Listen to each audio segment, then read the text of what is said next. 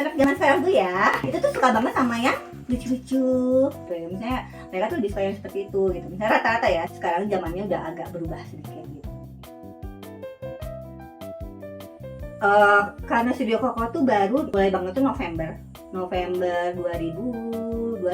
Jadi koleksinya ada 49 yang udah aku pasang di Instagram. Aku posting aku mah nggak tanpa low expectation aja ya. Aku bikin karya, posting, udah aja gitu. Nggak diiklanin lah, enggak, sama aku nggak diiklanin sama sekali. Kalau menurut aku juga happy gitu bikinnya gitu, bukan hanya mengejar cuan ya. Dan yang aku mau sebetulnya sih, kita di dunia ini meninggalkan apa coba? Meninggalkan manfaat. Terus apa sih yang dikenang kalau misalnya kita nggak ada gitu, kalau manusia teh ya pasti kan karya kan. Saya aku pengen lebih bermanfaat aja sih sebetulnya gitu kalau buat orang, dan aku juga pengen kayak orang bisa pakai baju aku gitu sebetulnya sih.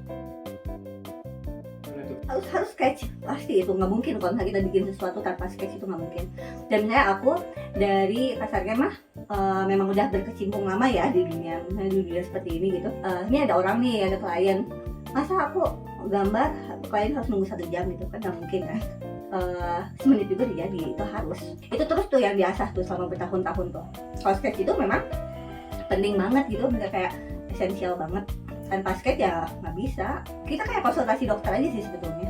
Jadi kayak misalnya kayak lehernya mau kayak gimana, badan misalnya aku badannya pengen nutupin begini, oh ya oke, gitu. Pas konsultasi jadi ngobrol, jadi misalnya kayak ngobrol aja gitu. Aku suka yang kayak gini sih, kayak brush pen gitu, jadi yang karena harus cepet ya. Aku juga warnanya kan nggak detail juga. Yang penting misalnya tahu warnanya apa gitu. Misalnya kayak lebih ini aja sih. Harus cepat aja pokoknya. Bikin sketch juga karena memang misalkan buat Studio Koko, misalkan aku nggak mungkin lama-lama bikin sketch. Jadi di workshop Studio Koko kosong gitu kan harus cepet-cepet harus bikin yang baru kan. Jadi